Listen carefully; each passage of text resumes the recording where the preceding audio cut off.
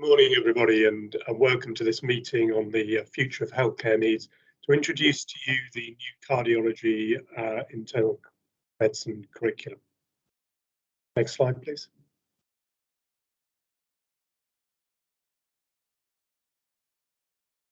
This event, as you can see, will be recorded and will be available on the JRCPTB website.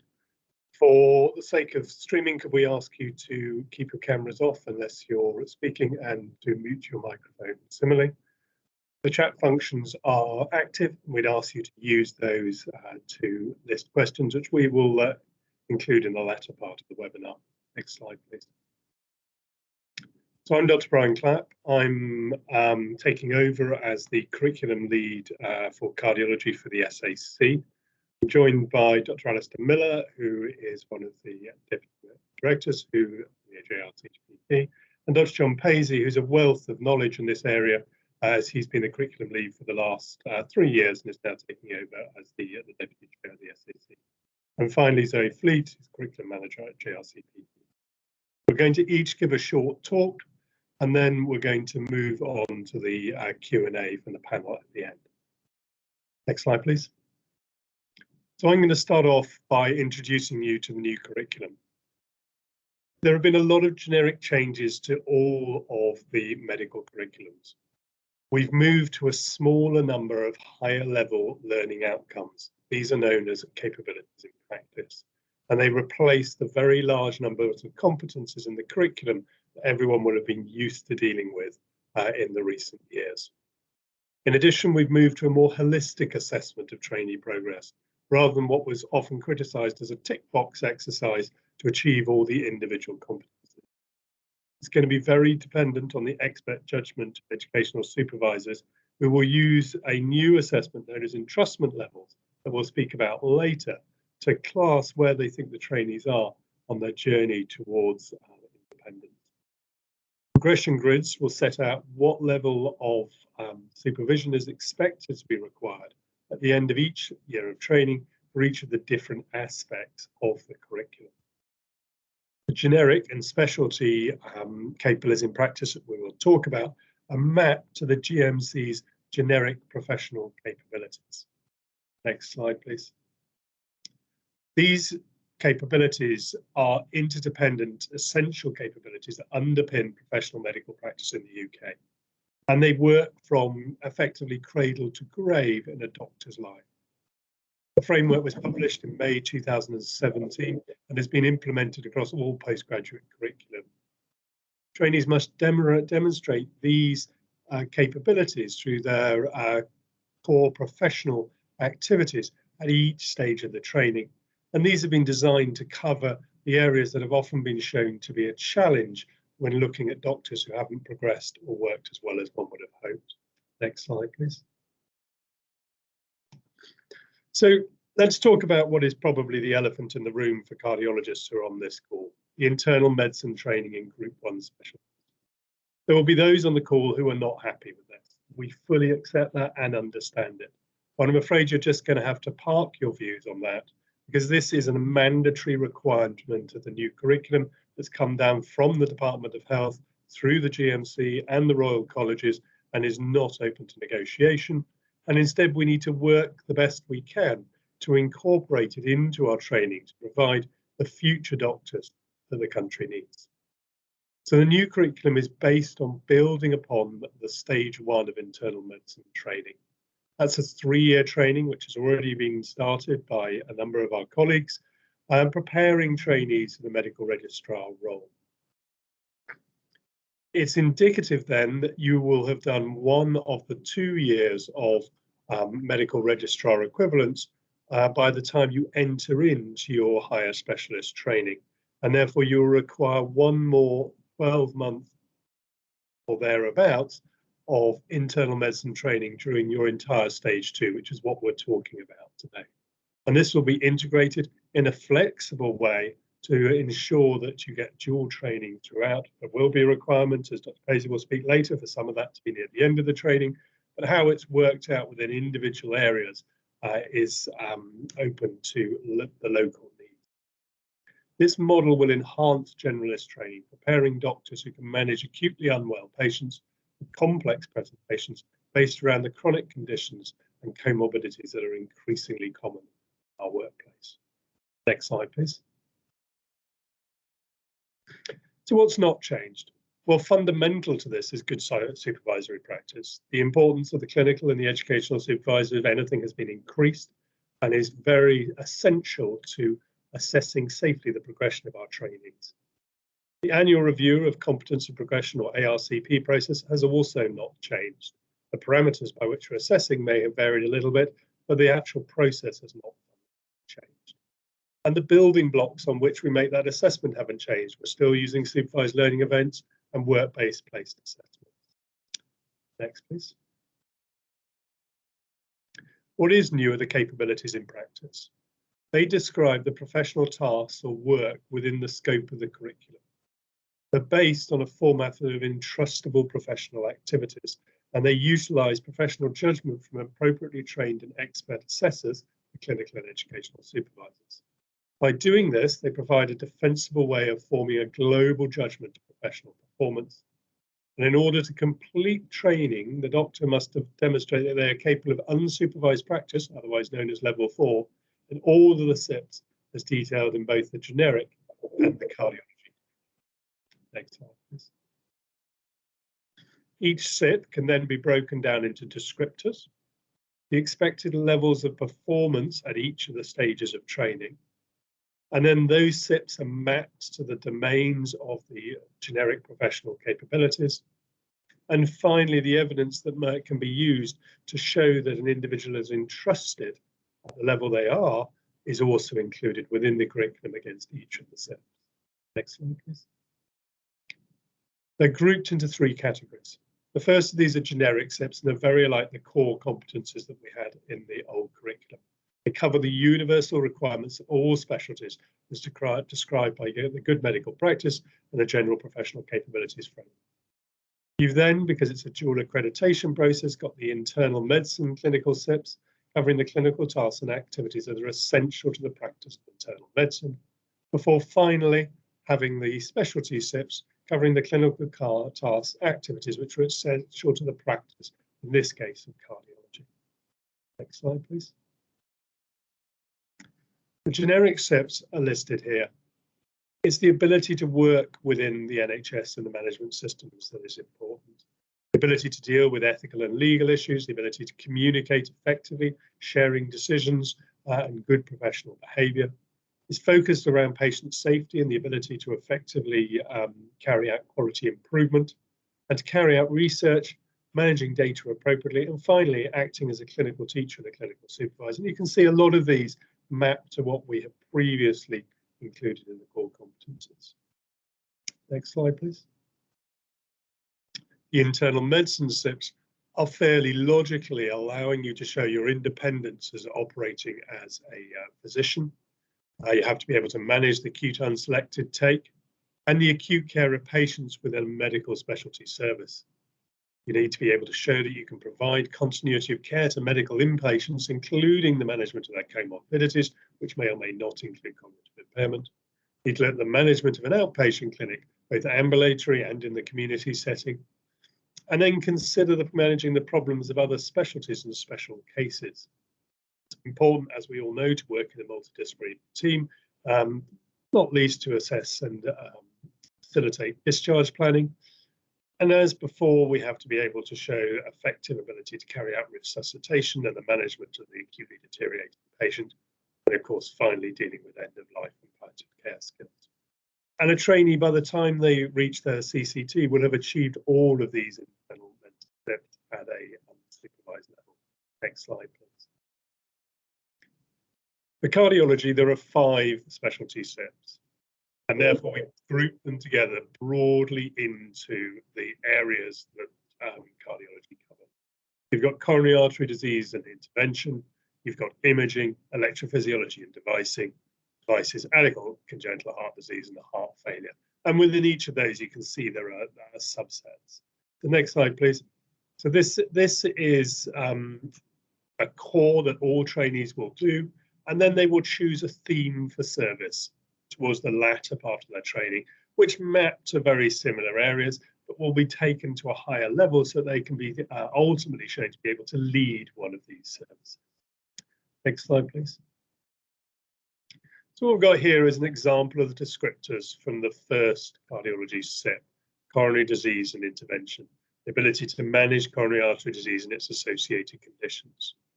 I don't propose to read through this, you can find it in the curriculum, but you can see it goes through in quite a lot of detail all of the things that we would expect someone who's going to manage a patient with coronary artery disease to be able to do in order to safely look after that patient, including the procedures and investigations that are required for that care. Next slide, please.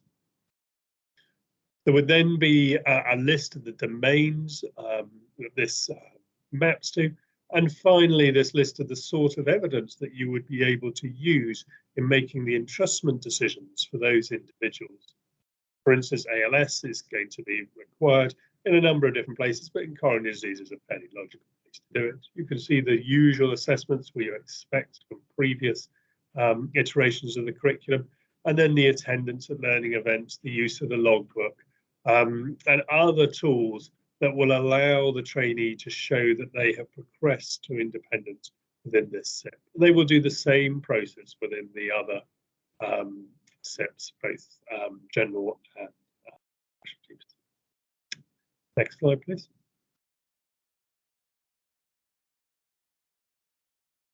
The presentations and conditions for cardiology and for internal medicine are also listed in the curriculum, but this is not an exhaustive list where everybody is expected to tick off every single one in the same way they did in the old curriculum. They should be regarded as the clinical context in which trainees can then demonstrate their abilities in the SIPs and the GPCs. Next slide, please. I think despite the challenge that I know some people feel about the inclusion of general medicine for everybody, this is really an exciting opportunity. It's in a time that we can redefine how we train our cardiology trainees in order to produce a new generation of cardiologists.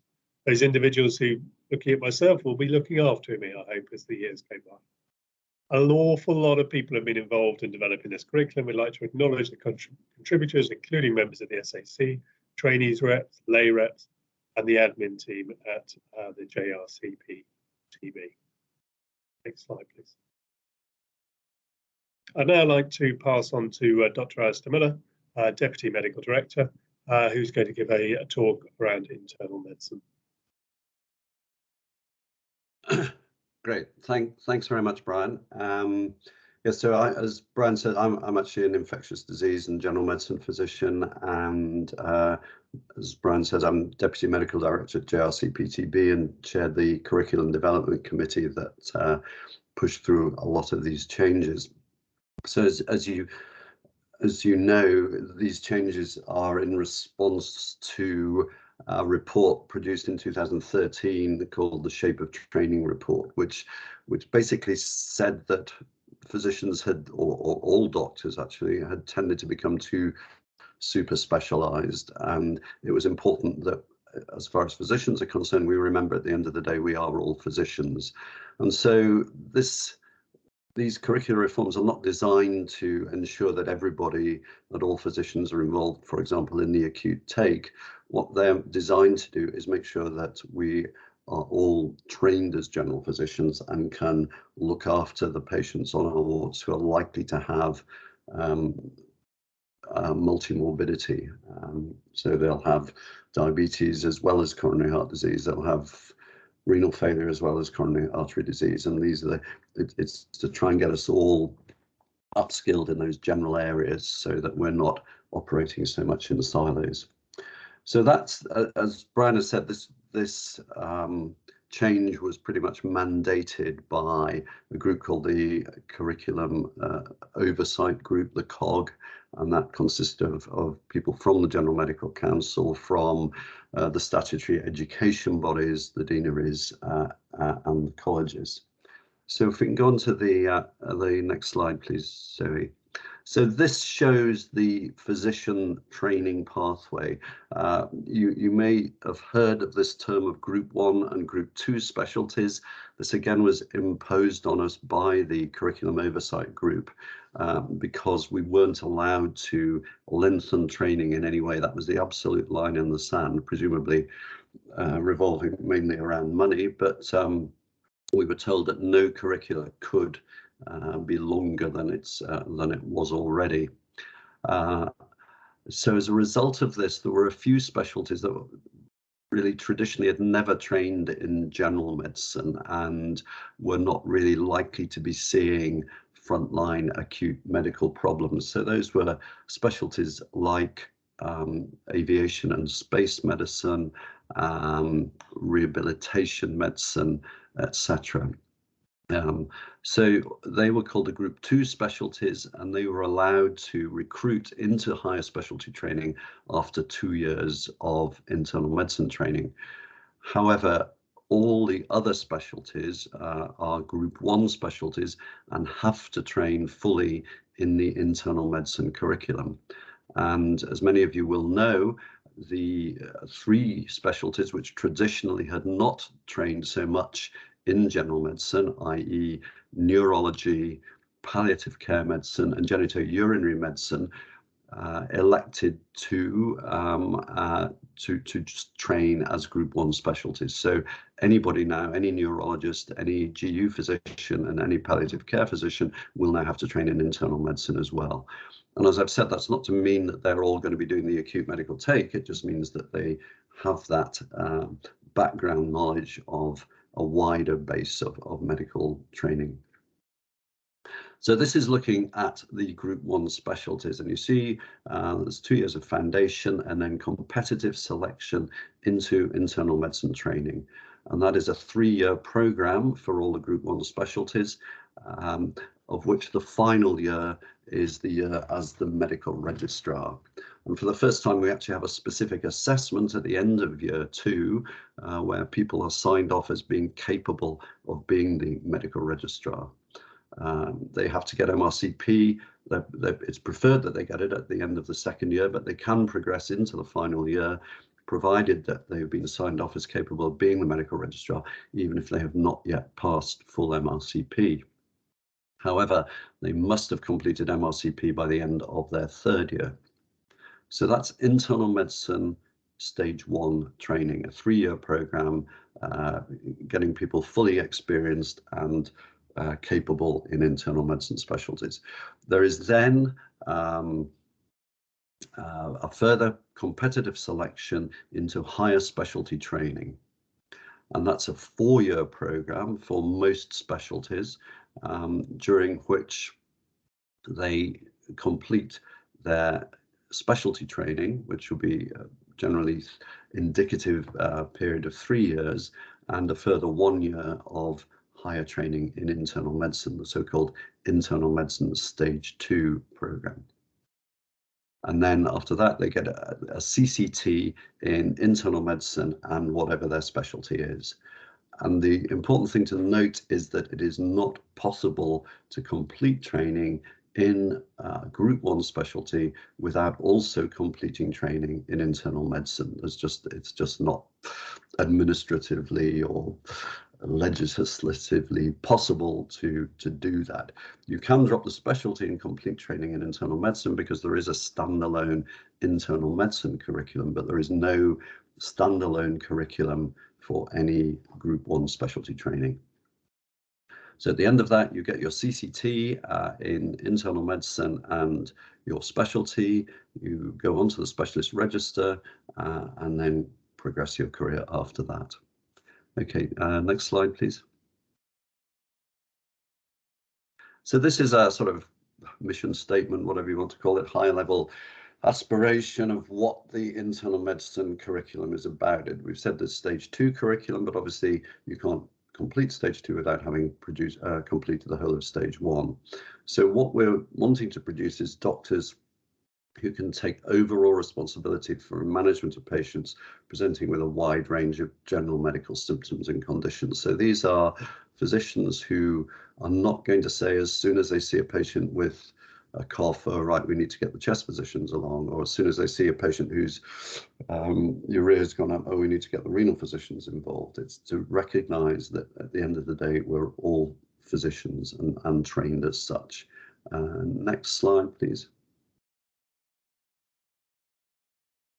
So this is what we're aiming to achieve by the end of training. So when any of you out there who are trainees get your CCT in a Group 1 specialty and internal medicine, first of all, you're capable of independent, unsupervised practice. So that means you've achieved level 4 capability in every SIP of both the internal medicine curriculum and the specialty curriculum.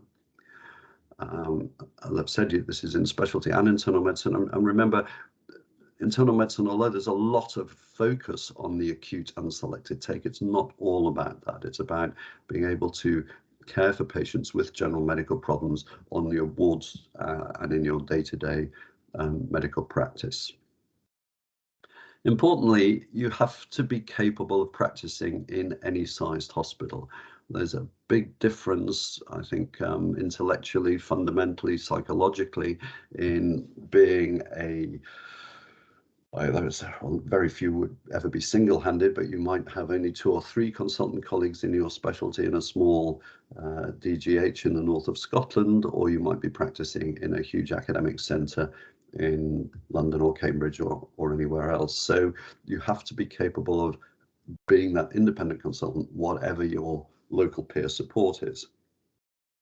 And then, of course, it makes everybody pluripotential in that they're then capable of subspecialty post-CCT development. So, and that's always happened. We've always gone on during our careers and developed interests in procedures or new diseases that may not have even been there when we trained.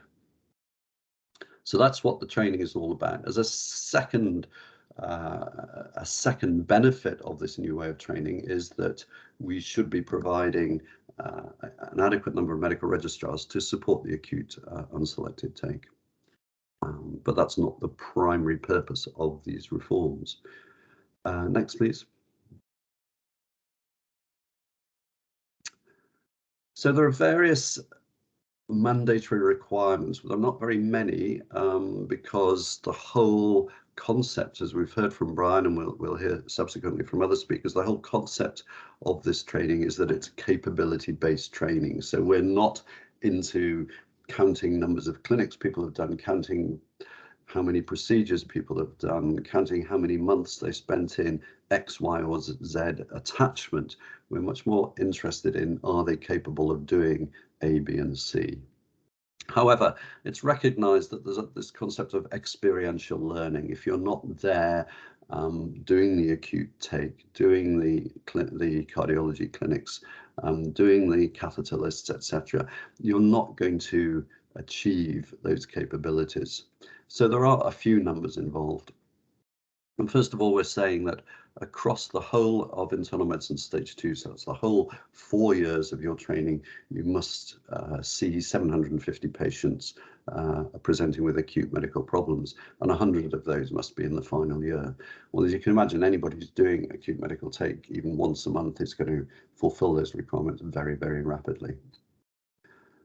Importantly, because as I've said, we want people to be capable at the day they get their CCT of running the acute unselected take and looking after these general medical problems, you have to do 3 months during which you're involved in acute unselected take in your final year of training.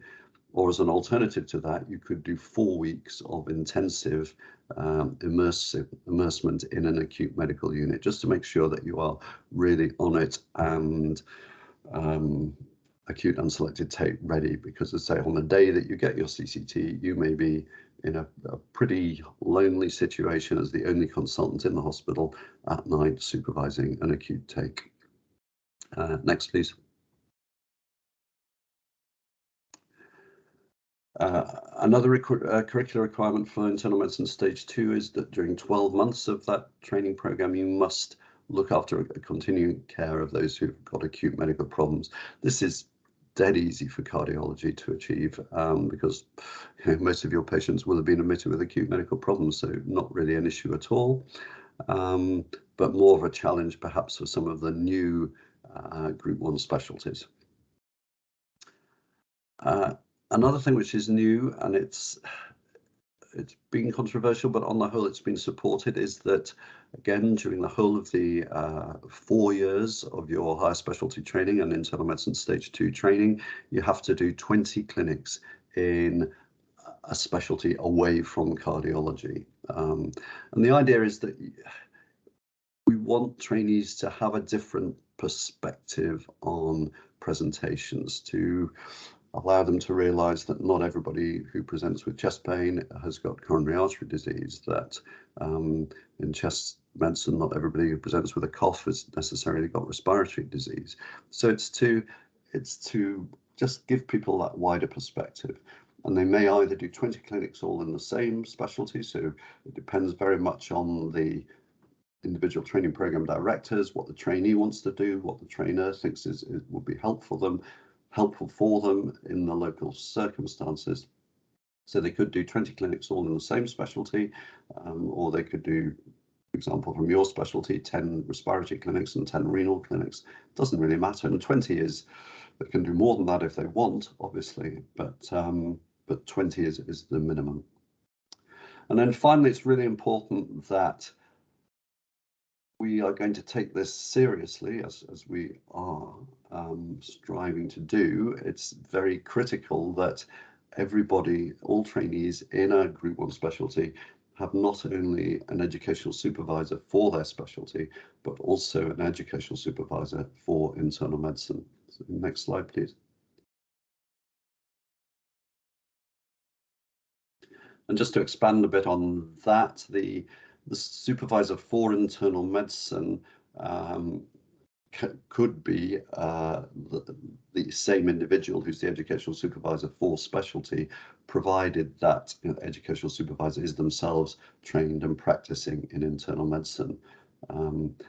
If they're not, they absolutely have to get a lot of input from clinical supervisors who are practicing in internal medicine. As you can see on this slide, if the trainee is doing internal medicine in any particular year, they need to get at least 2 consultant reports from clinical supervisors who are practicing in internal medicine. And similarly, if they are doing internal medicine in that particular year, they need to include 4 raters who've worked with them in an internal medicine concept for their multiple source feedback. And they need to achieve 4 acute care assessment tool, workplace-based assessments by consultants supervising them in the acute and selected take. So this is just to ensure that we're not just paying lip service to the internal medicine training. Next, please. This is a new workplace-based assessment. It doesn't absolutely have GMC approval yet, so we're not allowed to mandate it 100%, but it is there and should be used. It was introduced last year, particularly in the light of the COVID pandemic, that we were seeing a lot of people who weren't able to get as many outpatient experiences as we would like. So this is a special assessment that you can use to look at people's capability when they're doing clinics. I'm sure that it will be approved very shortly, and we will be mandating its use in the decision aid for outpatients. And of course, it can be used in specialty clinics very much as well as the clinics that are done in the non-parent specialty. Next slide, please. Yes, so this goes back to what I was saying before, that ideally trainers should have an educational supervisor also practices internal medicine. They should do 1 acute unselected take a month for at least 4 years of the training program. And as we've said, placement in other teams can provide different perspectives on general medicine. Next, please. And this is a link to the website, which to our website, with a particular reference about how we integrate internal medicine in Group 1 specialties. Next, please. That's fine. I'll hand over to John soon. Thanks very much. Alistair, thank you. That was really, really helpful. Can I just, before we go on to John, just remind, some people have already been using it, but can I remind people to put questions into the chat? John and I will go through those during Zoe's talk and then bring them together to for themes for discussion afterwards. But now John Basie, who's the current cardiology vice chair of the SAC, is going to go in more detail about how these changes in training are going to affect cardiology. Thank you. Next slide, please, Zoe. So I think one of the important things to get into context when you're thinking about the new curriculum and the changes to it is it's really trying to do two things at the same time. So the curriculum that we had previously was written in 2010 with some minor amendments in 2016. And as such, it was pretty badly out of date. I think we were all aware of that. So the curriculum would have been in need of a revamp anyway. And some of the changes that you'll see in the curriculum are things that we would have done even if we weren't bringing in these changes in terms of integrating it with internal medicine training. So I just want you to think about that when we're going through the changes in the curriculum. So the key changes are, in addition to that, updating of the curriculum to train a workforce that's required for modern practice in cardiology is to maintain the generalist skills. And of course, that's been the controversial area and the one that's going to cause people probably most difficulty as we start to implement it. We're changing the way that assessments are done. There's the term tick box exercise has been used in a negative context frequently in the past. And whilst there's always going to be some element of a checklist that you need to go through, we want to try and change the way, or the people that have tasked us with developing the curriculum want us to change the way that we look at assessing trainees. And this is by looking at a smaller number of capabilities in practice, which in turn look at a wider area of practice, but also making the way we perform the assessments on whether trainees have achieved those requirements in what's being described as a more holistic fashion, which I'll describe later a little bit. We're assessing people across multiple care settings and continuing with acute unselected and general internal medicine to some degree throughout training, and people will need some experience of other specialties. Predominantly, this is facilitated by the fact that they'll have done an IM3 year in a specialty which is very unlikely to be cardiology, or even if it is, will only have been 6 months of cardiology before they start their cardiology training. But in addition to that, there'll be a continuation of a year's worth of general internal medicine and acute unselected take during the stage 2 of training. Next slide, please, Zoe. So what are we not doing? This is not a smaller or a reduced curriculum. So Alistair mentioned 4 years. We've actually got 5 years for cardiology, 5 years plus the IM3 year, and that is designed to be equivalent to a trainee that took 4 points of cardiology under the cardiology subspecialisation modular training under the old system, plus dual accreditation in general medicine. Those people were always entitled to a 6th year, and we're giving them, and therefore we're preserving that concept of IM3 plus stage 2 training being 6 years. So it's not a shorter training programme, it's as long as dual accreditation was previously. And we're not taking out any advanced training. You'll see a spooky resemblance between what we're calling advanced themes for service and what were previously known as modular training, although I accept there are some changes. Next slide, please. So throughout their training, trainees are expected to develop capabilities alongside each other in internal medicine, core cardiology, and an advanced theme for service, and they need to have brought those all together by the end of their training, so their year of IM3 plus their 5 years of subspecialty training. That's in no way, their year of IM3 plus their 5 years of cardiology training. That's in no way to say that everybody will be ready to take up the consultant job they dream of at the end of that period of time. there will be people who want to go away and do post-CCT training, just as there are at the moment, and that's something that we recognise and will need to support. But what people will be capable of, or we need to make sure people are capable of at the end of that time, is functioning as somebody who can run a cardiology take and run an acute unselected take and contribute to an area of cardiology practice in a meaningful fashion.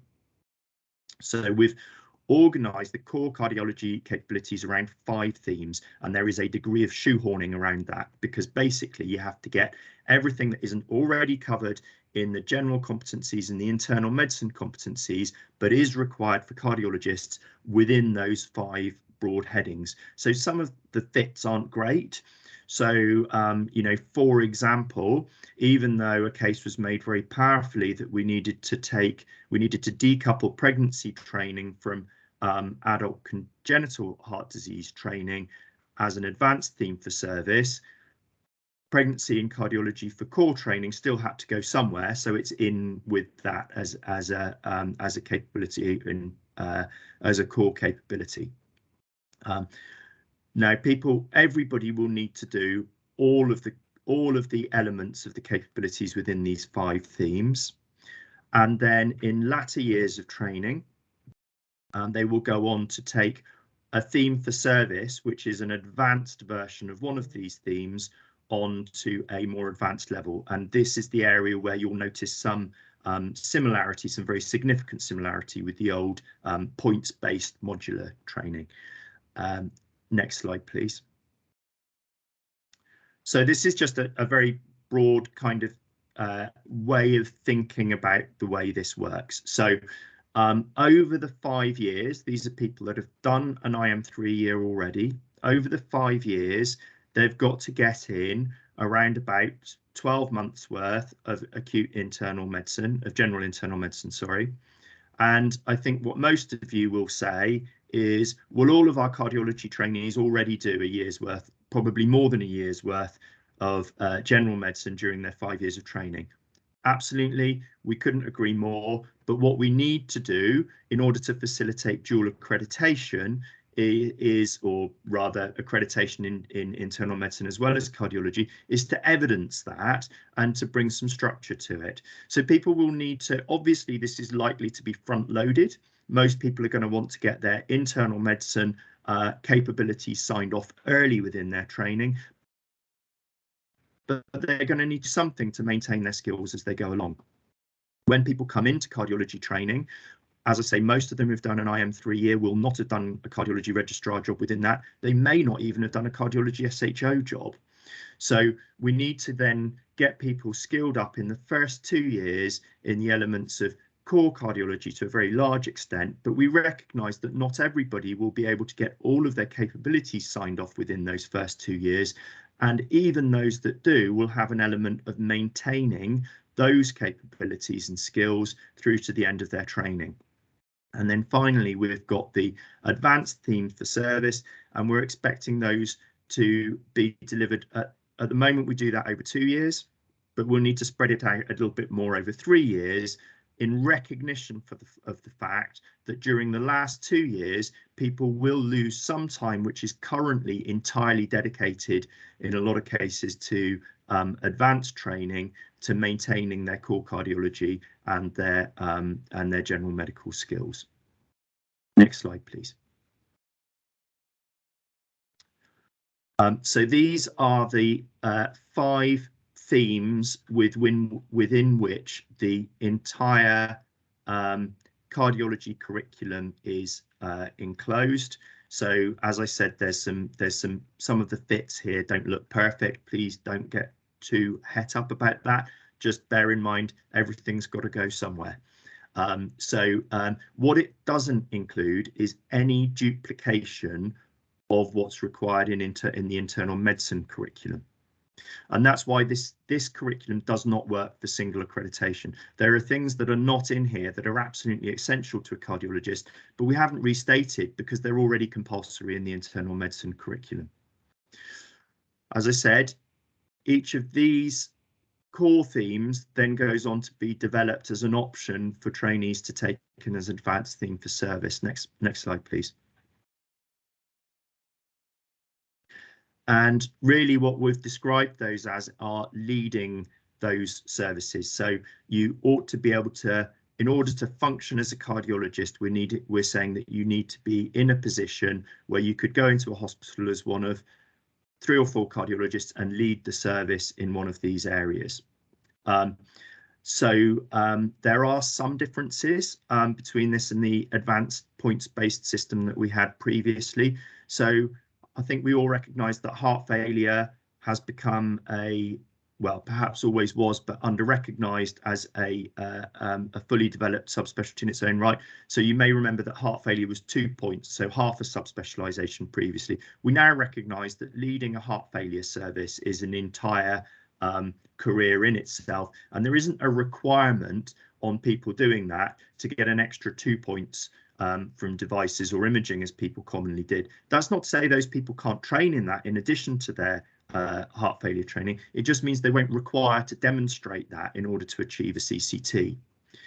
In the leading an arrhythmia service, we've differentiated within that a little bit that people can choose either to concentrate on devices or ablation. They'll need to know some degree about both, but they don't have to be fully competent in both areas. You remember previously it was 2 points for devices that you could then mix with ablation if you wanted. The imaging service is very similar to how it was previously, but we will be asking people to be able to deliver a service in 2 imaging modalities. So that's out of echo, MRI, CT and nuclear. We'll be asking people to have capabilities in at least 2 of those modalities, and to be able to lead a service in at least lead and teach a service in at least one of those modalities. The main difference with adult congenital heart disease is, you'll remember previously you could take anything from 1 to 4 points. We're now saying if you train in adult congenital heart disease, that's what you're training in. It would, somebody who was fully trained in adult congenital heart disease would be equally able to function as a doctor contributing to other aspects of general cardiology in a district hospital, as well as working in a centre as a pure adult congenital heart disease specialist. Next slide, please.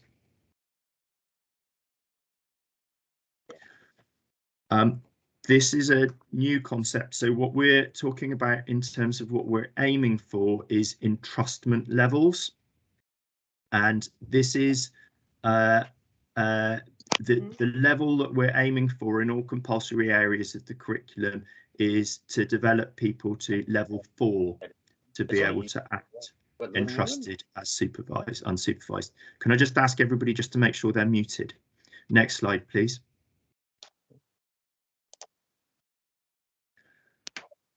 So within our cardiology specialty areas for practice, so these are the 5 core areas, and then your advanced theme. So please bear in mind when you're looking at this that this is the median trainee will probably progress at a faster rate than this. So if you think about it, with a curriculum, you're not just expecting 50% of the trainees to get through on time. You're expecting 80 or 90% of the trainees to get through on time. So the trainee who's on the 15th centile of progression should still be able to get through. So many trainees will be able to get to level 4 in their specialty SIPs by the end of ST5. But we can't say you fail your ARCP if you don't, because we need to cater for the people who are progressing at a slower rate. And then trainees will pick one advanced theme, which they'll start to train in from their 3rd year as a cardiology registrar, which is ST6 onwards, and will need to have achieved entrustment level 4 by the end of their training, along with level 4 in all of the core areas. Next slide, please. So alongside these, people will be training in the main areas of the broken down areas of internal medicine specialties. Once again, many people will come out of IM3 very close to entrustment level 4 in lots of these areas. Many more will be able to achieve level 4 by the end of ST4 or ST5. And if they can, that's great, they can be signed off at that level. They will still need to demonstrate that they're maintaining those skills right through till the end of ST8. Next slide, please. Sorry, you will notice that finished at ST7, and that's just because cardiology is the only specialty that has an ST8 year. Practical procedures. So we have changed what practical procedures we're expecting of people, which was in response, which would have been a modernisation of the curriculum in any case. We're still looking to sign these off with summative DOPS, and we will be bringing forward new documents, new assessment tool platforms to go alongside the new curriculum. And there are special considerations for which advanced training theme you choose. Next slide, please.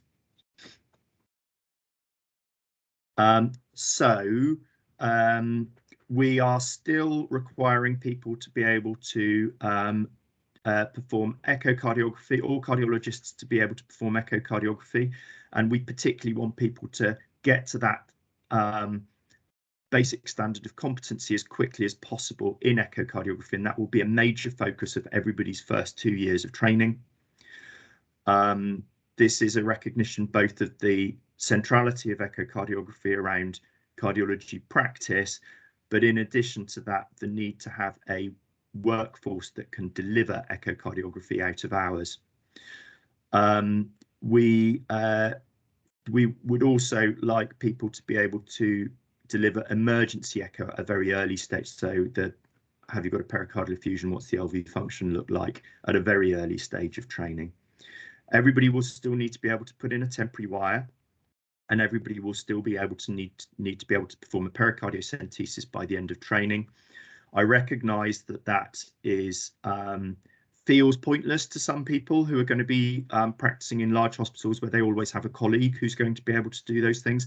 But you have to bear in mind that we are training people who need to be able to work as the only cardiologist or one of only 2 cardiologists working in a hospital, and that's why it's required for people to be able to. Those 2 skills are required for people to be able to CCT. We've also brought in a little bit more of a focus around emergency device interrogation. So we'd like people who are able to, would like cardiologists to be able to perform more of a competent emergency assessment of somebody who comes in with an implantable device with problems associated with it, and do an emergency check out of hours. On the other hand, we're very significantly reducing people's requirement to diagnostic angiography. So the feedback that we had both from interventional cardiologists and non-interventionalists was it's completely pointless to expect all cardiologists to be able to do a diagnostic angiogram unsupervised. We of course need people to understand what goes on when a angiogram plus or minus proceeds to PCI is carried out, and for that reason we still need some exposure of all trainees in their first 2 years to the cath lab, but we're not expecting them to be able to do anything other than do parts of the procedure under direct supervision in order to give them an understanding of it, and that will hopefully release the training resource that we have available to concentrate much more on people who want to be able to do angiography and angioplasty as a career. Pacing had already been reduced under the old curriculum to a level 2 requirement, and we've reinforced that. So once again, we want people to experience the pacing lab. We want people to know what goes on when a pacemaker goes into a patient. We don't expect people who aren't going to train in arrhythmias to be able to put in a pacemaker by the end of their training, a permanent pacemaker by the end of their training. Next slide, please. Now, there are a couple of provisos with this. So we feel that the permanent pacemaker implantation and the diagnostic angiography capabilities are key to somebody who wants to train in the one hand on arrhythmia and in the other in leading a coronary interventional service. So what we will require is in people's 3rd year as an SPR, so that's level 6, we will require them to have to have a job which enables them to get adequate experience to show rapid progression in those core skills. So we recognise that there aren't millions of diagnostic angiography lists happening anymore, and the achievement of diagnostic angiography skills will have to come through people partaking in standby coronary angiography lists, plus or minus proceed lists. But nevertheless, the smaller number of people who in ST6 who are differentiated towards a career in interventional cardiology need to be put in a position where they can do lots and lots of cath lab work and show that they can develop the skills to progress in angiography. And if they don't do that by the end of ST6, to be able to have a rethink about what an appropriate subspecialty for them to pursue in ST7 and 8 is, and the same with pacing for people who want to pursue arrhythmias. Next slide, please. So please note the title of this. This is an example. This is not the only way that you can deliver the 12 months of cardiology training. Certainly in my region, we'd be doing things in a very different order from this. But it's just to give you a flavour of a way in which you can, first of all, get people to the exposure that they need in internal medicine alongside their cardiology training. And then secondly, what will be required for people who have basically done the experiential side and got the capabilities signed off, but then need to demonstrate that they're maintaining those skills such that they'll be able to function at the end of their training in acute internal medicine. And what we're aiming to do is give people different choices in the way that those skills are developed. But the key thing is it is important and unavoidable that there will need to be some exposure to acute internal medicine, well, to internal medicine in the final ST8 year. And I recognise that that's not popular with trainees or trainers because often those years take place in a training environment that hasn't traditionally offered internal medicine training, and there will need to be some discussion with internal medicine colleagues and some compromise around service delivery as well in order to achieve that. Next slide, please. So the at the end of the training year, so the important thing here is that training assessment of training is a continual process that occurs throughout the year, and that the end of training year assessment is the culmination of that rather than a one-off event. Next slide, please. And the term that's being used to try and put this into context is that we're making a holistic decision. So rather than just go through a list of MCR outcomes and MSFs and supervised learning events and work-based assessments, by having had a number of interactions with the trainee across the year, the trainer is expected to be able to produce a report that recognises the progress that trainee has made, and in particular, even if problems were flagged up early in the year, what's been done to resolve those problems so that the doctor can go to their ARCP with a trainer's report that reflects that. Next slide, please. So we'll be asking, this is universal, this is not cardiology specific. We'll be asking supervisors to plan the year early. We'll be asking trainees to take a large responsibility in driving that with their supervisors. There is an additional amount of time that's going to be required spread over the year, and we will have to inject some pragmatism during this transition period where we're migrating from one curriculum to another curriculum, and we'll be talking a little bit more about how that's going to be done. Next slide, please.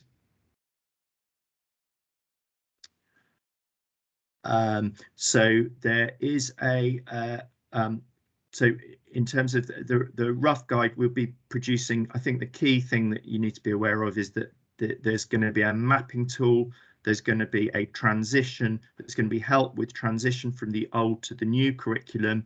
And there's going to be a graded process with some trainees starting on the new curriculum and some trainees who have started on the old curriculum being able to map their capabilities across to the new curriculum.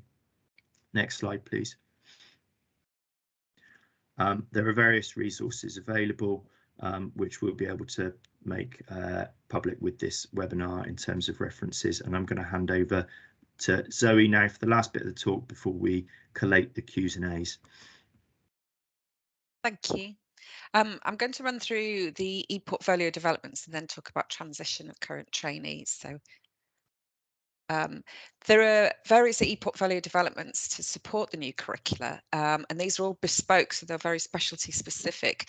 It is the same e-portfolio that you're used to using and you're familiar with, but there will be key changes. So the new curriculum will be there, a new educational supervisors report, which is specialty specific and centres around the SIPs, a new multiple consultant report, the MCR, again will be centred around the specialty SIPs. There's something called a summary progression page, which is specialty specific, and I'll talk about that in a minute, and then updated specialty specific assessment forms where relevant. So just to give you a quick overview of what it's going to look like on the portfolio. So the curriculum page that you'd be familiar with, you will have the Cardiology and Internal Medicine 2022 capabilities and practice. So these folders here are the generic SIPs, the IM SIPs, the specialty SIPs for all trainees, and then the advanced themes, the practical procedures for cardiology and for internal medicine. And then each of these folders can be opened to look at the details in there. So that's the specialty SIPs. And then if you click on the information icon, it will give you the full detail of that SIP and all the descriptors. And then if you click on the rate button, as with the current curriculum, that's where you can select the rating and make the comments. So as we've said, the trainee will complete self-assessment, and then the educational supervisor will also select a rating, those levels 1 to 4, and make some comments there. So the new educational supervisors report, there's automation in there which will pull through the educational supervisors ratings from that curriculum page. So the levels given and the comments. It will cover the generic and specialty SIPs, and there's a separate report for internal medicine. And so it is going to be important that educational supervisors keep that curriculum page up to date, and that whatever is the latest, the most recent ratings will pull through into the report. So as I've said, the MCR is designed for each specialty to be completed by consultants or equivalents who can provide feedback on trainees' clinical performance, and they'll be collated into the summary report as they are now. So the summary progression page hopefully will be a very welcome development for trainees, for supervisors, and particularly for the ARCP panels. It's a one place in the e-portfolio where you'll be able to see a trainee's progression and how they are meeting the requirements that are set out in the ARCP decision aid. This is an example from internal medicine stage 1. So each section auto-populates from the information within the e-portfolio. Where there's a specific indicative target, the green light will show that that's been, the green radio button will show that that's been achieved. So there's a report there, for instance, that the SIPs are at the level that's expected for that training year. So in terms of timelines, because these are all bespoke developments for every specialty, there are elements that will be available from day 1 in August. That's the curriculum and the MCR and the assessment forms. But the educational supervisors report and the summary progression page will be later in the year or early in 2023, in plenty of time for the annual educational supervisors report and the ARCPs. Okay, so moving on to transition of current trainees. As you may know, or as I'm sure you're aware from colleagues or from previous curricula, that the GMC requires trainees to be on the most recent curriculum and programme of assessment, and that's for patient safety and for good educational quality, that the doctors are assessed against the most recent standard for the specialty. In general terms, doctors should move to the new curricula as soon as is feasibly possible. But there is flexibility in there that recognises that some cohorts of trainees may need longer to prepare for the transition. Doctors in their final year of training don't have to move on to the new curricula. And if for individuals' reasons that it's not in the interest of patient safety or it's not practical to support a trainee to move to the new curriculum, they can remain on the previous curriculum, providing that's been signed off and approved by the postgraduate dean. So in addition to those general flexibility for all trainees, we have agreed with the GMC some additional flexibility for cardiology. So for trainees who are in cardiology only training programs, who were in training prior to August 2021, they're not mandated to transfer, but are encouraged to do so and should be supported to do so where possible. Doctors in more advanced training did have the right to move to single accreditation if it was supported by the local programme director and approved by the postgraduate dean. Trainees in the early years of training were not supported to drop GYM. So in terms of the principles for transferring curricula, it's recommended that it starts, a trainee transfers at the beginning of a new training year, so that it may be August or it may be later in the year.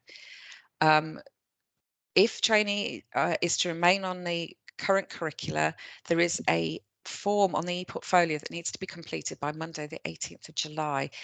This is to ensure that we have correct data and that we can make sure that the right curricula and forms are on a trainee's portfolio. So if you are exempt from transfer, please log on to your e-portfolio, go to all forms and create this form and complete this, providing you meet one of the exemption criteria.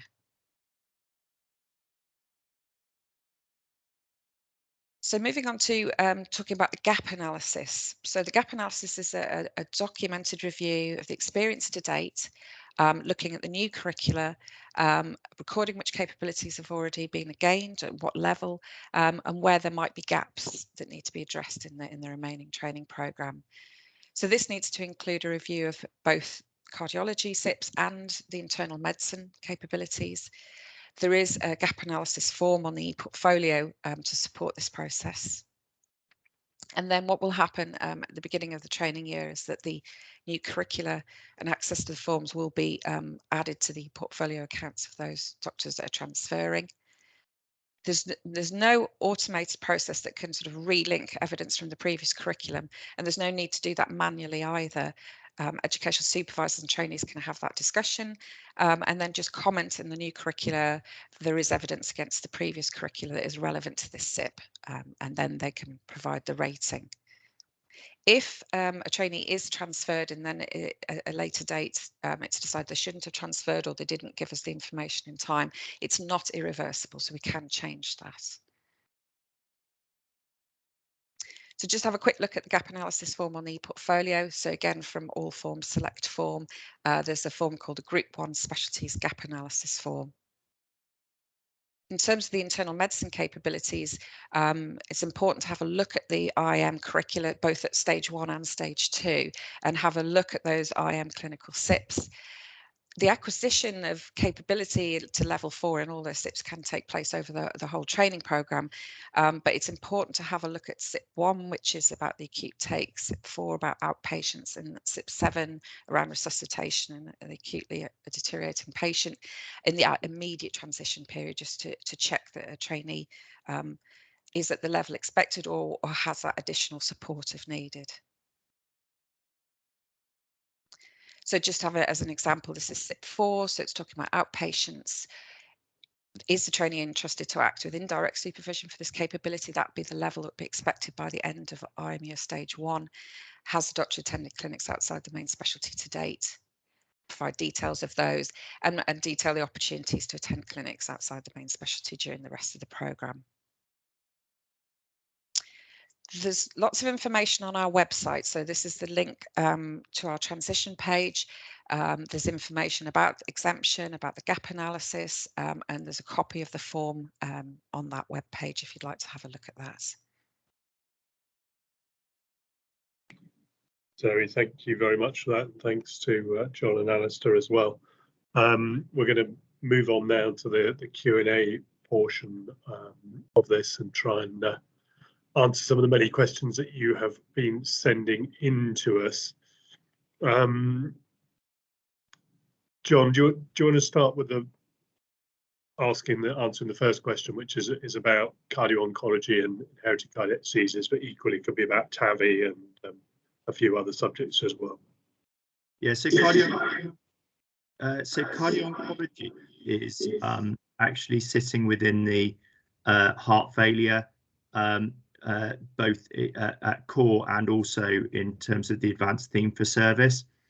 We obviously recognise that there will be people who want to become super specialised in cardio-oncology and may not achieve all of that during their clinical training and may want to go on and do some post-CCT training in that.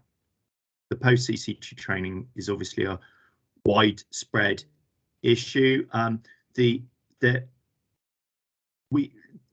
This curriculum is a recognition of what can be achieved within the amount of time that we have available to us to train doctors.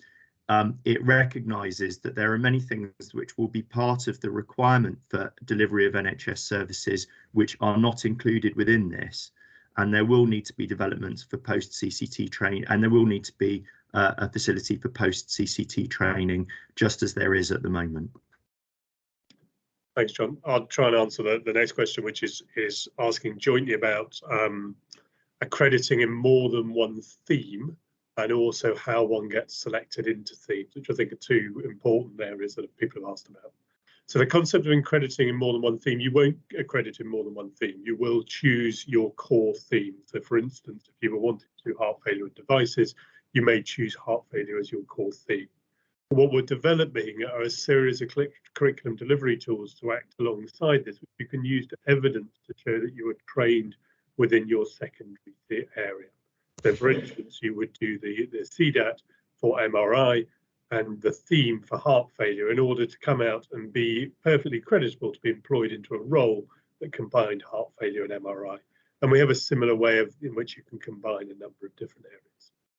That then leaves the challenge of when do you start thinking about who is best suited to the different themes. And this is something John spoke about when he spoke about the difference in procedural expertise expected dependent on whether you are going to go down certain lines.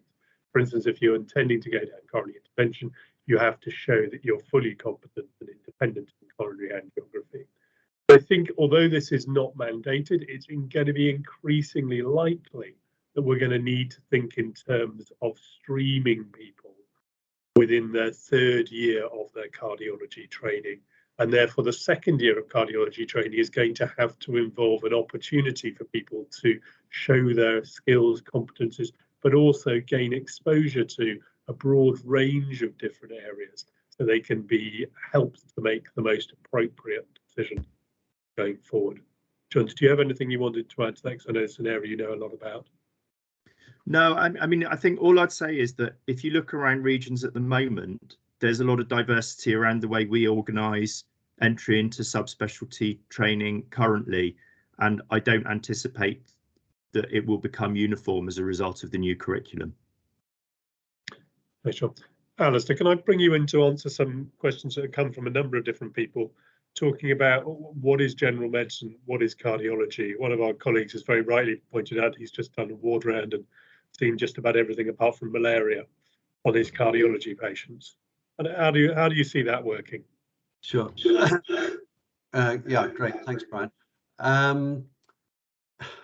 Yeah, the trouble is that different institutions will have different experiences. There will be some wards where it will be much more specialized cardiology and other wards where there will be much more general medicine. So the idea of First of all, you can get all your general medicine experience on a cardiology ward, provided that your internal medicine educational supervisor is happy with that, and they will have a view as to whether somebody's gaining adequate experience from the cardiology unit to satisfy the requirements of the internal medicine stage 2 curricula.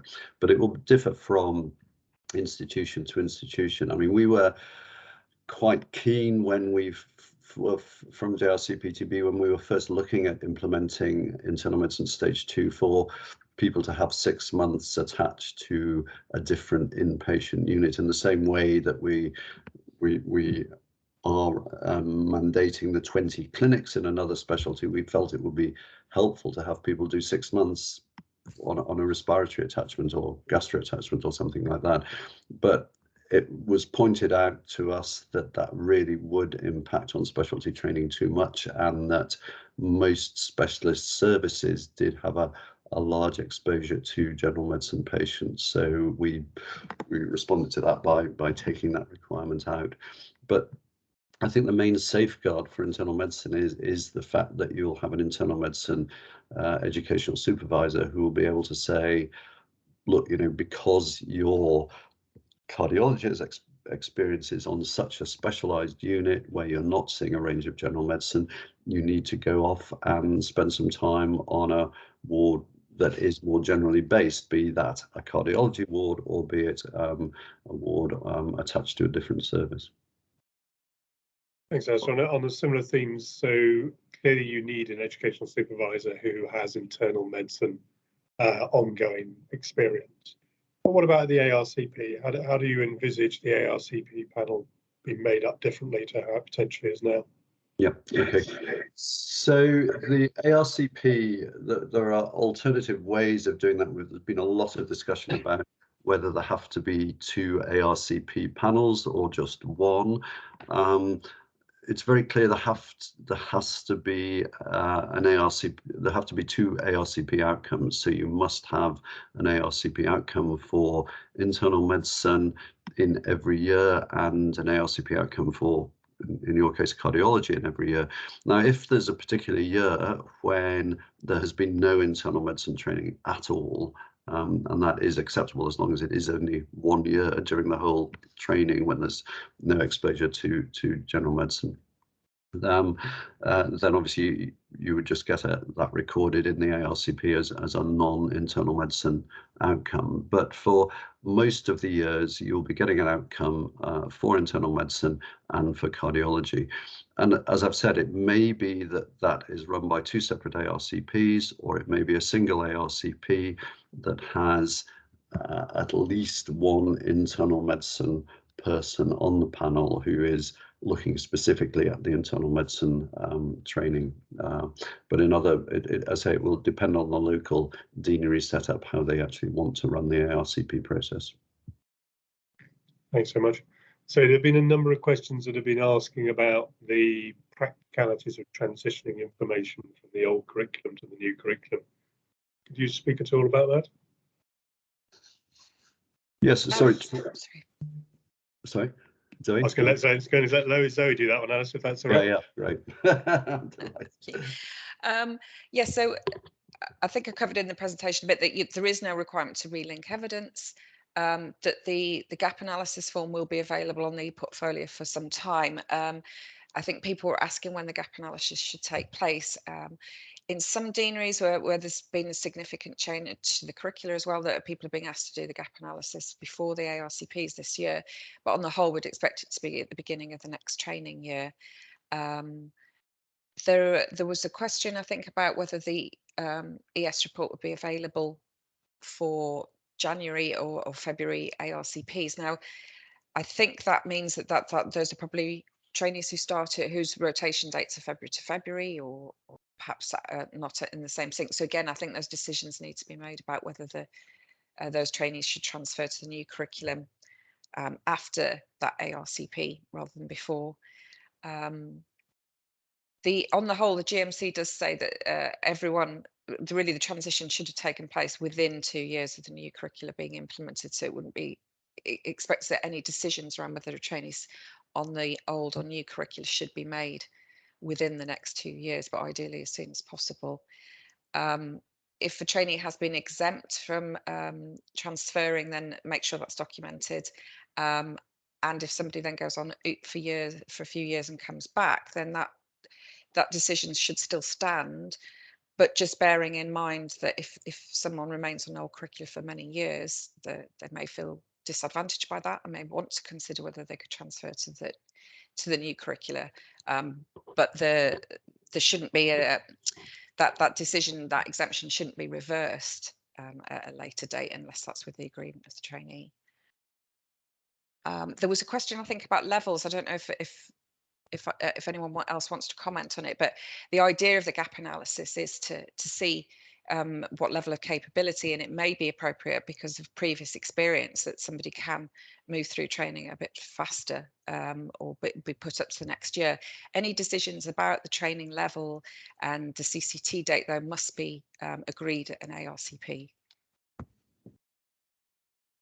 Alistair, you're probably going to be the best to answer this. There's a number of questions that have come talking about transitioning between programs. So individuals, for instance, who've done some general internal medicine as part of LATs, or individuals who perhaps have followed another curriculum and are now swapping over to cardiology. What arrangements are there for them being able to count what they've already done so far? Sure. Yeah, well, I mean, I was getting a bit of feedback there. Yeah, I mean, until probably about 1 or 2 years ago, the GMC were very restrictive on any experience that was gained out with a UK GMC approved training program. If you were, I mean, I hate the term counting experience because we're very much trying to get away from counting numbers, counting weeks, counting months, etc. But up until really only about the last year or so, the GMC had taken the view that if you were counting experience that had been gained out with a GMC approved training program, then you could not get a CCT and you had to get this thing called a CSCP, which was a rather obtuse and arcane way of getting onto the specialist register, basically. But that's all gone, and the GMC are now prepared to accept evidence that somebody's achieved capabilities by experience that they've had out with the training program. And that really has been why the requirement for this thing called the gap analysis. I mean, the gap analysis has become a buzzword. I can't remember when it first emerged, but everybody says it now. And what it's doing is it's looking at the gap between what your training requirements are for the particular year of the training program that you're in and what you've actually done to date, and then saying, right, the gap is you're going to need to do another 6 months of intensive invasive cardiology, or you're going to need to do another 3 months of echocardiography training, or whatever. So it's sitting, the key is sitting down with the educational supervisor when you join the program and saying, this is what I did in my previous program, be it a LAT, be it a training in respiratory medicine or whatever. This is what I've done. This is the evidence to show that I've done this. And this is the level of capability that I'm at as a result of this experience. And then, as Zoe has said, the actual CCT date would then be reviewed at each ARCP and confirm that that is on track. We're actually just about to publish, it's being finalized at the moment, but within the next 2 or 3 weeks, we're hoping that on our website there will be a document called, I can't remember what its title is, it's changed a few times, but it's basically about accelerated CCT training. So it's allowing trainees to be pushed forward. We know that if a trainee is is achieving capabilities at a lesser than average rate, then they can be held back by being given an ARCP outcome 3, and that just means they get a bit of additional training time to achieve the appropriate levels of capability for that year and allow them to move on into the subsequent year. But equally, there may be some trainees who, as a result, either of the fact that they're particularly able, bright, go-ahead trainees who are getting a lot of assessments and moving through the curriculum more rapidly, or because they've achieved capability in previous programs. And in either of those two circumstances, there is a facility, and we will be publishing guidance on this in the next few weeks to show that a trainee can be advanced through their training more rapidly. So I think hopefully that has answered the questions. Thanks, that's really helpful. John, do you want to speak a little bit about the ways in which you can see the BIM training being done in the later years and how that may or may not affect training in cardiology? Yeah, and this does tie in a little bit with what Alistair was just speaking to as well. So Alistair, is it all right if I just put this in a slightly different way for people who are less familiar with JRC-PTB speak? Yes. Which I would say is that the philosophy of this is competency-based training. Okay, so if you achieve the competence, so we concentrate on the things where we have put checklists of a number of things that you have to do, but actually the vast majority of the curriculum, both internal medicine and cardiology, we haven't put exhaustive checklists of how many numbers of this thing or that thing. So if you have somebody who comes into your program with experience already, which enables them to progress very quickly, then you can reflect that in your supervisor's report, recognise it in the ARCP process, and bring the person's CCT date forward. Now, there are some things that they have to do. They have to do, for example, 20 clinics outside of the specialty. We've got guideline numbers on the number of echocardiograms that people have needed to do. And if people are trying to say, well, not only have I got the capability of these general medicine or these cardiology specific competencies, but I think I've done quite a lot of this stuff already, then there's an onus on documenting that in some fashion. But for a lot of stuff, it will just be a question of you say, well, I'm happy, I trust you, you are entrusted at level 4 to do this based on the assessments we've done for you. Is that fair, Alistair? Yeah, I totally agree, John, and I think that's a perfect JRC-PTB speak. I mean, I think, yeah, you just, I wouldn't disagree with any of that. We are in an era, we've allegedly been in an era of competency-based medical education since about 2008 or something, but we still slavishly count numbers and all the rest of it, and that's what we've absolutely been trying to get away from. And as I've said, we feel there are a few safeguards because people can't really gain capability without a certain minimum number of exposure to the acute take, etc. So we have got these rather minimal mandated indicative numbers of clinics, etc. But it's absolutely 100% based on the assessment of lots of people, and that's the thing, that's a safeguard. It's not just one consultant, as it maybe was in the old days, one consultant saying, oh yeah, this is a good trainee, therefore they can do everything. It's all these multiple assessments coming in from different people through the processes of the workplace-based assessments, through the multiple consultant reports, through the multi-source feedback, all feeding in to the educational supervisor. Is clearly the pivotable person who knows the trainee very well, but that ES cannot ignore the opinions of their colleagues. So if the ES thinks the trainee is brilliant, but all the evidence from everything else is saying something different, then the ES has to reflect that, and it will be picked up at the ARCP. So that there's enough safeguards. This is about expert judgment by senior medical educators, all coming together and saying, yes, this trainee is fine and can progress and can get their CCT. And of course, the other thing to remember is that the vast majority of trainees are going to progress. I mean, 90% of people will get through this training absolutely without problem, and it's the small numbers that may need additional time, may need additional support, and in rare circumstances may not be suitable for training and will have to leave the program. but there are enough safeguards and enough groups of people looking at each trainee to ensure that nobody either slips through the net or is prejudiced against by having a personality clash with an individual trainer. Thanks, that's really helpful. Can I just, before come back to you, John, can I just ask you both, because I know there's been a number of questions and I know it's going to cause some anxiety, and we're very keen to point out this is about ability and not about number counting, but there is this mystical 20 clinics number, which I think is going to cause some anxiety. And there's a couple of questions I want to try and bring out to try and get some understanding for everyone else on. One is what is an outer specialty clinic? Is doing a lipid clinic, is doing a hypertension clinic in cardiology an outer specialty clinic? And the other thing is there a pro rata system for those individuals who are transferring to the curriculum later and won't have the full 5 years to be exposed to all 20 clinics? I don't know who wants to take that first.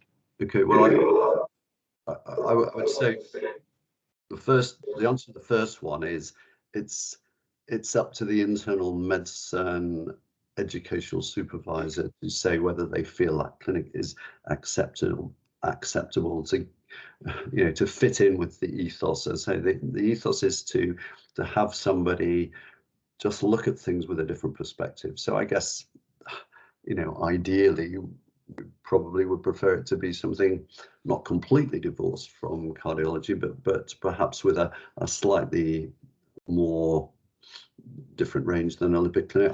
You know, but it's up to the internal medicine supervisor in the particular area to say, yep, that's an acceptable thing to do. And as I've said, it doesn't have to be 20 clinics of the all in the same specialty. You could do 5 clinics in 4 different specialties or whatever. It's just to say, to get people looking at things from a different perspective. So that's the answer to the first question. And the second one is, yes, I think Zoe will probably confirm that it is pro rata, that if you know, in your last 2 years of training, the number could be reduced proportionally. But actually 20 clinics it's not that much, is it really? I mean, you know, it's only one a fortnight over a year. So it was one of the things that when we were developing the new curriculum, people seemed pretty keen on. So I know it does cause some anxiety, but Zoe, I don't know, do you want to comment on the actual pro rata requirements?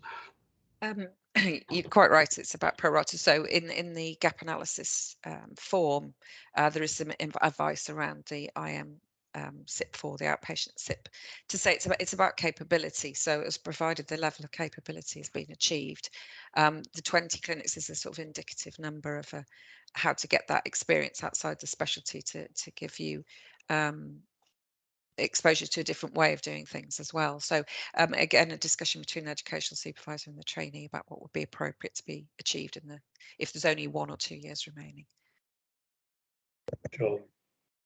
John. Yes, so just on the length of training, a couple of other things just to note there. So we do now have a couple of years worth of doctors in most training schemes that came in as ST3 doctors and did an ST3 in cardiology rather than an IM3 job, but are being required to go across to the new curriculum because they've been asked by their deanery to dual accredit, because the ability to single accredit in cardiology was always at the discretion of the dean in any case, and most deans have said that people coming in this year, last year, and sometimes the year before have had to dual accredit. Those people are entitled to go through to ST8. Now, not all of them will want to go through to ST8. So some of them will feel that they've done enough combined cardiology and internal medicine in their first couple of years that they want to preserve a 5-year approach to training. Some of them will have done a significant amount of either internal medicine or cardiology before they came into their job and want to demonstrate that they achieved competencies which can be used to progress quicker. But I think it's important to say that so as those people are not disadvantaged compared with either trainees on the old curriculum dual accrediting with 4 points of cardiology plus internal medicine, or against people who did an IM3 year before starting 5 years of cardiology, those people should be entitled to 6 years of training should they want to need it, and that's up to TPDs to administer and decide on. There are some concerns raised by trainees about the erosion of their specialty training as a result of either arrangements in the new curriculum or specifically their exposure to general internal medicine, which have been raised in the chat. So somebody raised something specifically about access to angiography in the early years.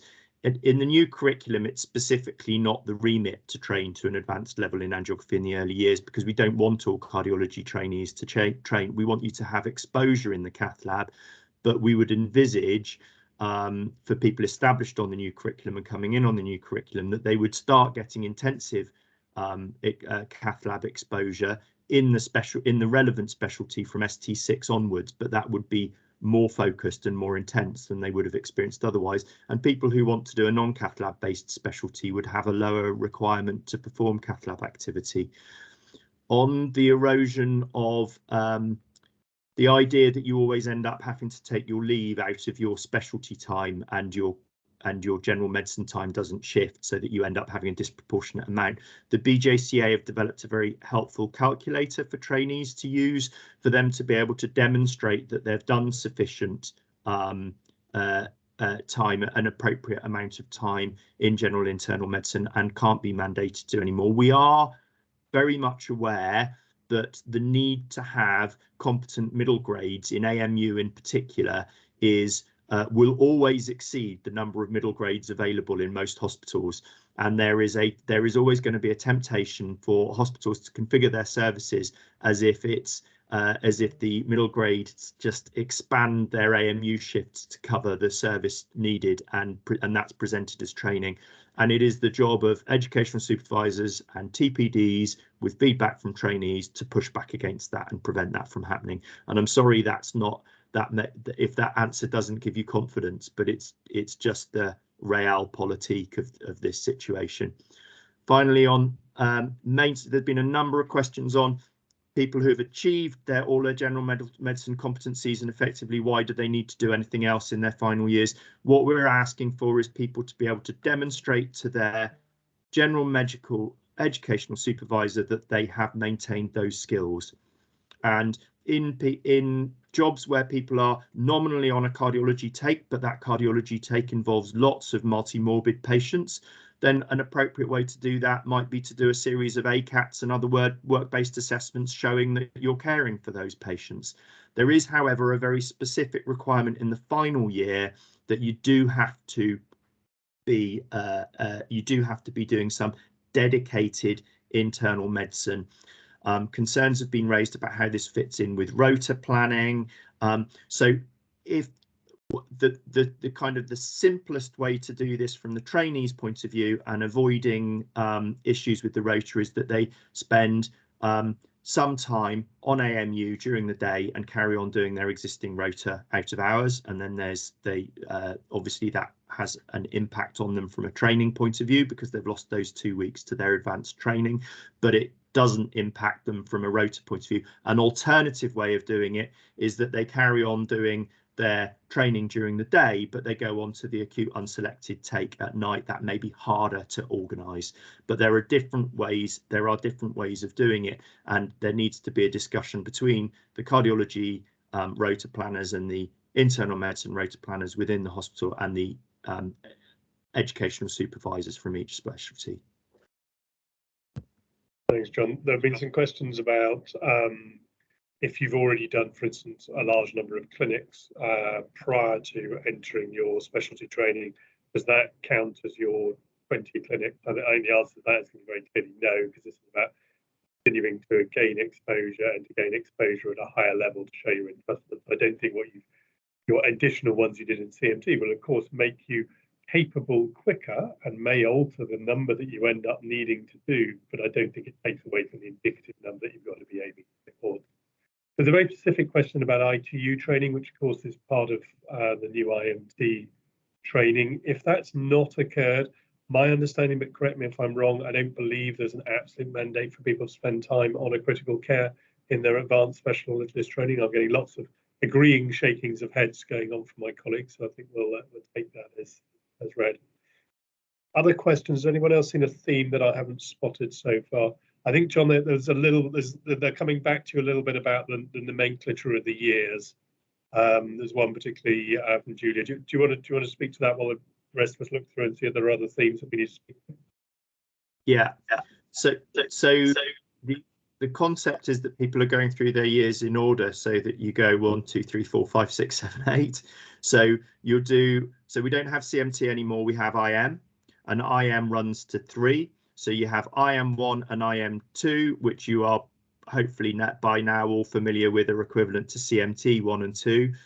We've this year had IM3 doctors who are doing that as part of their internal medicine rather than specialty program, but are doing it at registrar level. Because they've done IM3, that means their next year is year 4. So their first year as a cardiology registrar is ST4, not ST3. That's particularly confusing because we also had doctors who started at ST3 in cardiology, but will be going on to the new curriculum. So you'll therefore have 2 cohorts of ST4s next year. You'll have people who've done an IM3 year and are doing their first year as a cardiology registrar as ST4, and you'll have people who've done an ST3 year as a cardiology registrar who are also ST4. Now, those people are going to end up on the same curriculum. So there may be less difference than we think between those people, because it may be that a lot of those people did their ST3 year in a hospital where they were required to do quite a lot of general internal medicine, which was always common amongst ST3s, and therefore their job isn't that different from what the IM3s have done. But there may be people who did their ST3 year at an ivory tower somewhere and did very little general internal medicine. So those people, their ST4 is going to need to be very focused on catching up their internal medicine competencies, in contrast to the people coming into ST4 from IM3, who are going to need to get up to speed very quickly with things like generic cardiology competencies and echocardiography, which is the main focus of early cardiology training in the new curriculum. I hope that answers the nomenclature question. John, I think that's brilliant. Some questions have come up. So in terms of if you're OOP when this process is coming in, whether or not you transfer over to the same curriculum, follow the same criteria as they would do if you were in program at the time. So in other words, if you've had deanery sign off that you do not need to transfer over to the new curriculum, for instance, because you've already dropped your attempt to dual accredited general medicine and cardiology in the old curriculum, then that would apply in the same way whether you're OOP or not. There was one very specific question about hospitals that don't have general medicine within their institution. For instance, they don't have an A&E, and that's going to be a challenge. I would envisage that the way that is going to have to be played is you probably will have to be seconded to another unit in order to get that experience. But again, as John said, that can be done in a number of different ways. You can do it on a sort of day release type system, or as he showed in his grid, you could, for instance, come out of your cardiology training for a month and go and spend a month in another unit on the AMU and complete your final year general medical requirements. For those individuals who are dual accrediting in the current system, it is no different to those individuals who are going on to the new curriculum. You will have to do general medicine in your final year, because it is not realistic to expect you to be able to take on running an acute unselected medical take on day 1 of your consultant job if you haven't done any general medicine for the preceding 4, 5 or whatever years it is by the time you put in your PhD and all the other things that cardiologists have a tendency to do. There was a question on that earlier about how old do we expect trainees to be. This doesn't change the duration of your training fundamentally. You could argue there's 1 more year because you've got an IMT 3 year and then 5 years in cardiology, but it isn't actually different because you're going to dual accredit and you would have done a 6 years in cardiology if you're going to dual accredit anyway. We're still expecting a large number of people to do academic degrees, but that's cardiology. John, you wanted to say something specific on that? There's a distinction between people who are on a standard clinical training and go out to do an MD or PhD, which is of course incredibly common in cardiologists, and people who are on an academic training as such.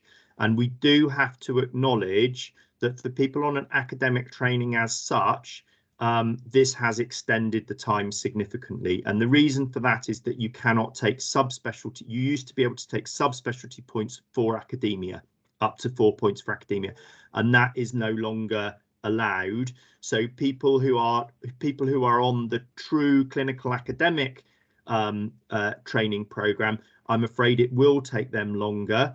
And if they are both part-time, less than full-time, and have had career breaks as well, and are accrediting in 6 years worth of cardiology and internal medicine at the same time as pursuing their academic competencies, then there are a small group of people that it will take them a very long time to get through to CCT because they're training on that pro rata basis.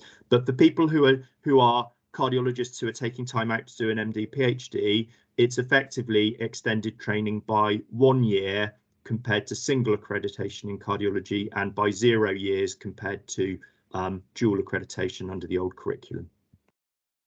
John, you brought up an issue which hasn't actually been asked very much, but one person has done, which is academic training. Where does that fit into the new curriculum? So not very well, is the honest answer to that, and it really comes down to this point that in order for us to say that advanced themes for service were an integral part of training, you have to say that you need one of them. And the old curriculum did facilitate people to effectively train to a very basic level in cardiology, and then say, but I don't need to do any modular points in any clinical specialties because I can get them all from my academic practice. And it's felt that that is not consistent with the modern service needs of cardiology departments. We need the equivalent of 5 years of cardiology training in addition to a year of IM. And if you're doing that pro rata, it does get extended significantly. That's always happened if you're training less than full time. It will now happen to a greater extent if you're an academic trainee as well, because you'll only be able to progress your competencies at the rate that your clinical exposure allows you to. So I think we have to hold our hands up and be honest and say that this program is difficult, not just for cardiologists, but for all specialties to combine with clinical academia. And the only way that you can square that is by saying that it will take longer.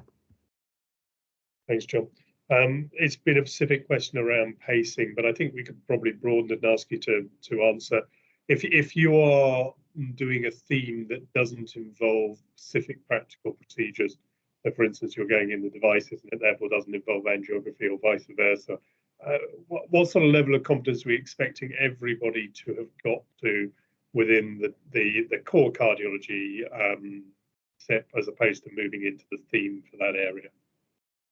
Yeah.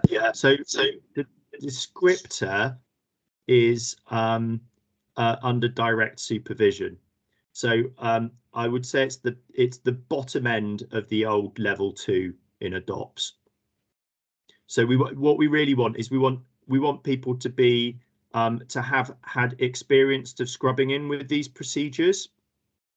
We want people to have a feel for what it's about for the operator and for the patient undergoing the procedure, so that when they do a CCU round and say this patient needs that procedure done, they have a good awareness of what's involved with it.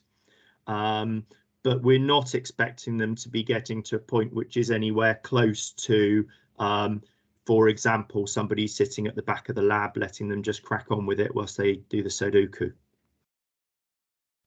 Thanks, John. This is probably aimed at you, Zoe, but potentially Alistair wants to chip in as well. The gap analysis is obviously going to be a pretty important process. But what's been put aside in terms of training for the supervisors and time in order to allow this to be done well? It seems to me this is something that will probably need multiple people involved in order to be done effectively, potentially a cardiology, potentially an IM supervisor, as well as the training. You got any comments on that?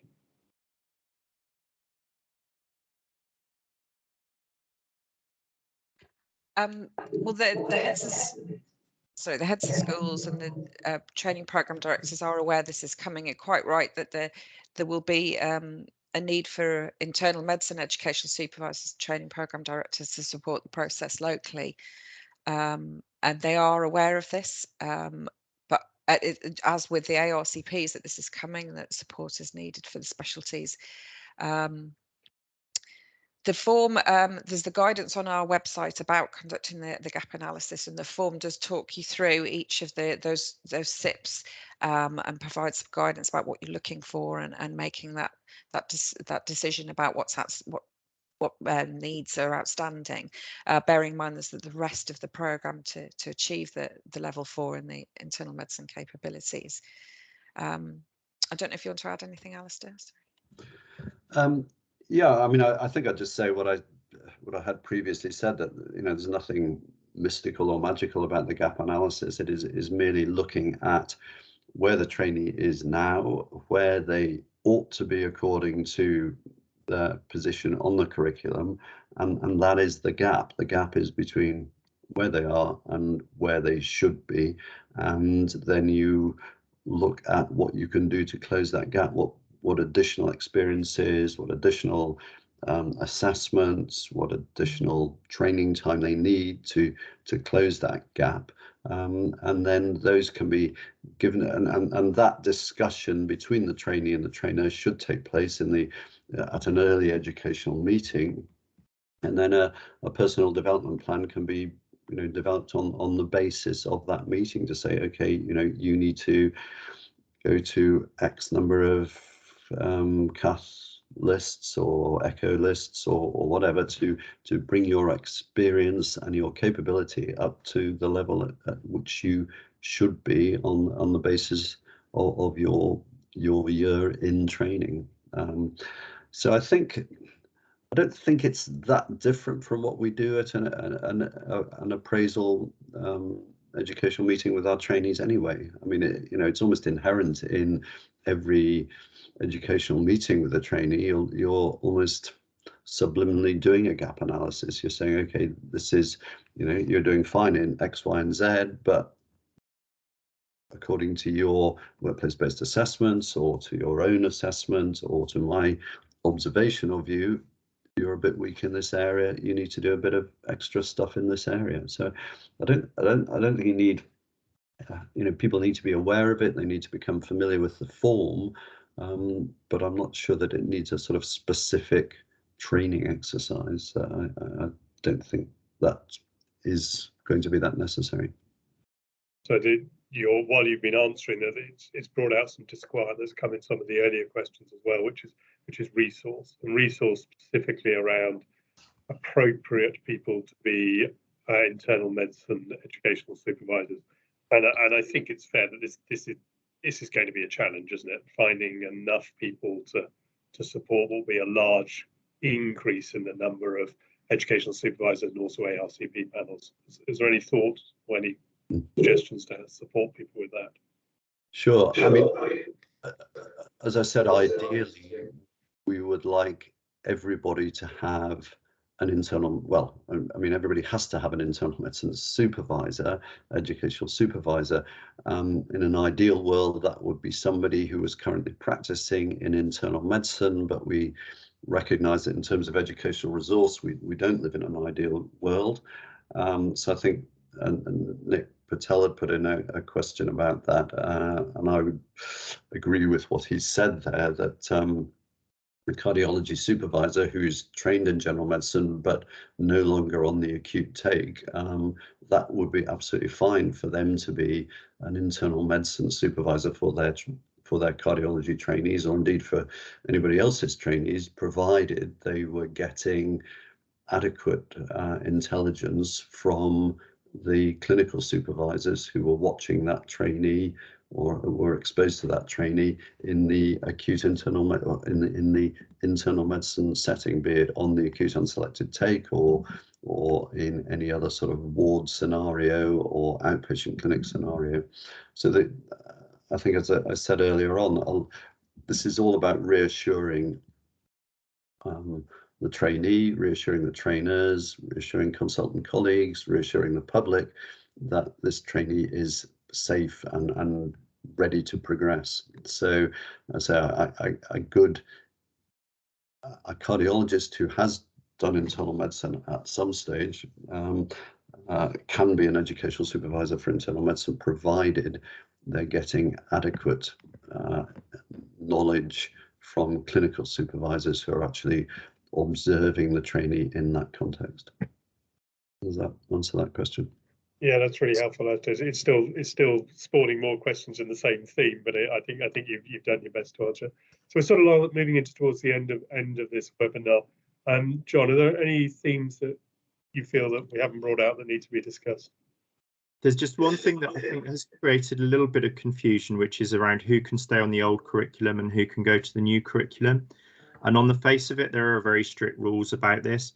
Effectively, if you're in your final year of training this August, then you can stay on the old curriculum and everybody else needs to go to the new curriculum. But there's one massive exemption for cardiology, which is really important. And that is that if you have secured permission to single accredit, you will never be able to go on to the new curriculum because the new curriculum does not support single accreditation. So there are lots and lots of trainees who have secured permission to single accredit from their dean, and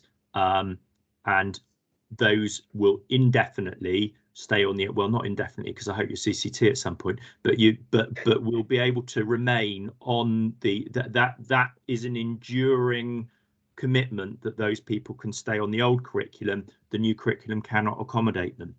Now, we went through a little process in cardiology, I can't remember whether it was a year or 2 years ago, where we asked people to go to their deans. So most people already know whether they've secured permission to single accredit. The JRC-PTB have brought in another process for people to record this. And the reason there's a second process now is because this is across all medical specialties. This is effectively a self-declaration. So you will upload a self-declaration onto your e-portfolio stating that you have permission from your dean to remain on the old curriculum. And in cardiology, that will occur largely because people are single accrediting. And if you're single accrediting, you're on the old, you staying on the old curriculum. I hope that's clear. Thanks, John. Any other themes you want to bring together at this point? No, I think Alistair's point on, I think the honest answer is we don't know how this blend between general medicine and cardiology for educational supervision is going to work, because for it to work, for us to do it perfectly with everybody having a full-time ES in general internal medicine is clearly going to break the workforce. We understand that. We understand that there are job planning difficulties just with delivering one educational supervisor for every trainee. However, what's really, really important is that there's a robust method by which, if you're a cardiology focused supervisor for a trainee, that you get appropriate input to that educational supervision process and that ARCP process, if you're organising ARCPs as a TPD, that means that the trainee doesn't come to their end of their training thinking everything's been going along fine from their general medicine training point of view, because cardiologists have just been going, yes, that's fine. And then somebody looks at it from a more focused general medicine point of view and goes, actually, there's a whole load of gaps here that we're going to have to address in your final year. There's not going to be one way to achieve this. The key thing is that we get proper general medicine input into both the educational supervision and ARCP process. Thanks, John. So any themes that you've seen that we haven't really covered, or any particular points you want to bring up? No, I think we've covered everything. And just to reiterate the information that's available on the website, so recommend that people read the curriculum. The full curriculum document has a lot of useful guidance in there. The rough guide will be available in the next couple of weeks or so, and the decision aid, and also on the transition website. And we've got some FAQs on the website, so hopefully any questions that anyone has that we haven't quite got to, you will find that information on our website. But there is also a curriculum email address, so curriculum@jrcptb.org.uk. If you have any specific questions that you don't feel are being answered, please contact us that way. Thank you. Thanks. questions come up about points at which you transitioned into your theme training. As we've already said, that's going to depend on your deanery. It's going to vary on how it is organised, but broadly speaking, you will transition into your early parts of your theme training in your third year of cardiology training. The EEGC will not change in terms of when it is done. It needs to be completed by CC.